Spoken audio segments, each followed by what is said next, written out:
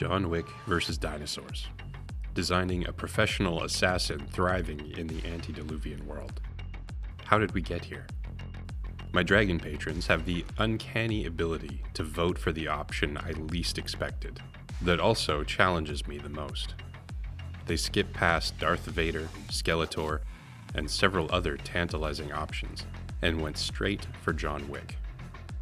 To weave a character like this into the setting of Dead Gods, I started at the foundations. At the beginning, it's good to keep things simple. It's easy to fall into the trap of getting too specific. You can get too attached to details that don't actually support the story. Right now, it's all about the first impressions, the big shapes. Part of what makes John Wick so appealing is his simplicity. A black suit with long black hair. He's a no-nonsense character, efficient. While other characters around him may wear lavish materials or are adorned with eccentric details, he is a blank slate. The focus is really on Keanu Reeves. I thought about what a simple black suit may look like in my setting. I like the idea of loosely basing his outfit on my protagonist, the shipwright. They do have a lot in common. They are both highly skilled, no-nonsense men living by strict codes, who will kill quickly when the need arises. The shipwright has several sources of inspiration, but since he's highly disciplined with a deep appreciation for beauty and craft, one source is samurai kimonos. I imagine that he and John Wick would both be drawn to this style. In the later movies, the assassin wears a bulletproof suit. This setting doesn't include guns, as we know them, but it's no less dangerous. I decided to incorporate some more overt armor.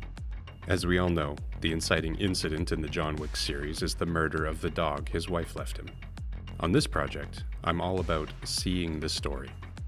It may be on the morbid side, but I decided that the antediluvian version of this character wears his friend's fur into battle.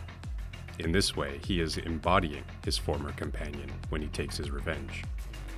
It's clasped at the heart with a blood-red gem, the most vibrant color on the whole design. This symbolizes the love he had for his four-legged friend.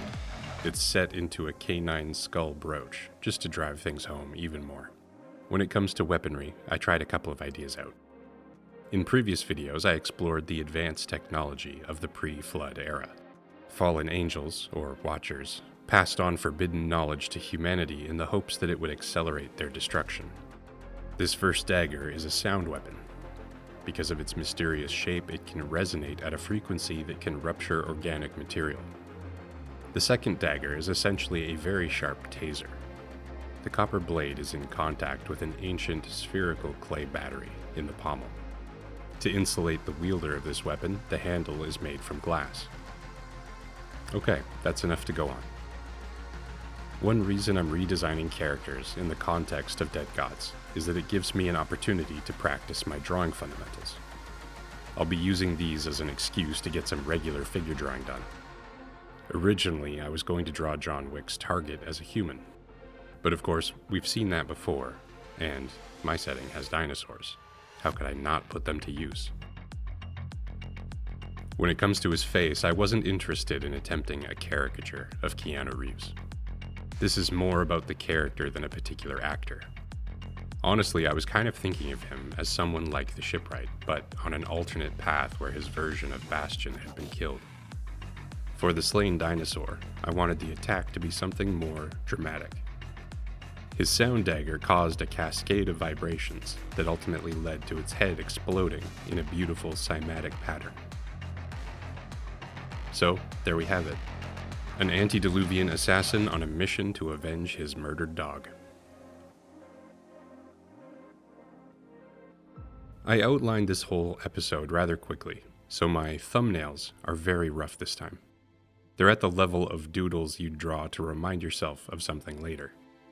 This makes things more fun for me because when I come back to them, I still have a lot of fun choices to make.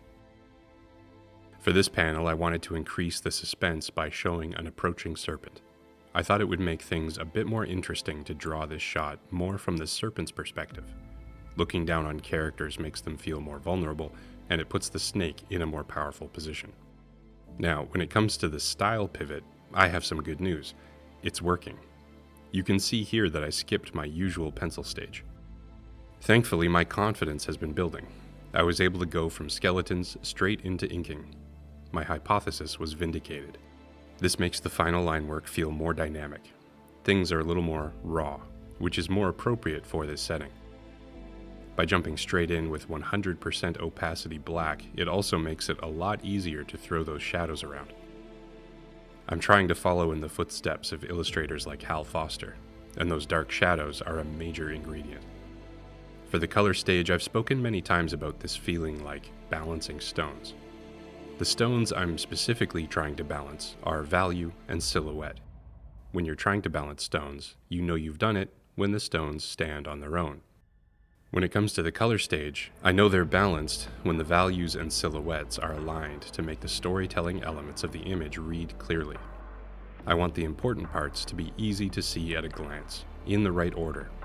In this case, you start in the most high contrast area with the shipwright against the reflection in the water. Then you move to the girl, then the serpent and bastion can pull you either way. I was just telling you how great it is to skip my more detailed penciling stage, and now you're going to watch me slip right back into it. This will take some practice. However, I have two reasons to use in my defense. First, this was actually a bit rougher than my typical pencil stage. I work pretty quick. Second, I leaned on more detailed pencils because of the complexity of these two characters. In this shot, the girl has a lot of layers to figure out, and I wanted to make sure I had everything in order. For Bastion, this foreshortened pose required a bit of extra thinking. That said, I think this might be my favorite example of the new approach so far. The heavier blacks, the more dynamic line, I think it turned out well. Here we have the same adjustment of values to push the silhouettes. I'm going to be shifting into nighttime over the next few panels, so the color is moving more towards red. While the last panel for this week plays out, a quick reminder. This is a graphic novel I'm working on in my spare time. After enough episodes are complete, I'll make book 1 available. I'll keep working until I can get to book 2, and so on until the story is complete, and I can put them all in a box set. Then who knows where else it might go. With your support, my goal is to enlist the help of other talented people to help bring this massive project to bear. Subscribe, like, become a YouTube member. Leave a comment telling me which character you'd like to see in the setting of Dead Gods. Or you can join me on Patreon. Higher tier members get access to a private server that is filling up with very smart, creative people, many of whom are working on their own projects and helping each other out with them. As I mentioned at the start of this video, my Dragon tier patrons get to vote on aspects of this project. They are the ones that voted for John Wick. They're currently voting on the next character to redesign for the antediluvian. At the time of this recording, there is a very clear frontrunner, and it's probably going to have to be a 4-part series, so stay tuned. And thanks for watching.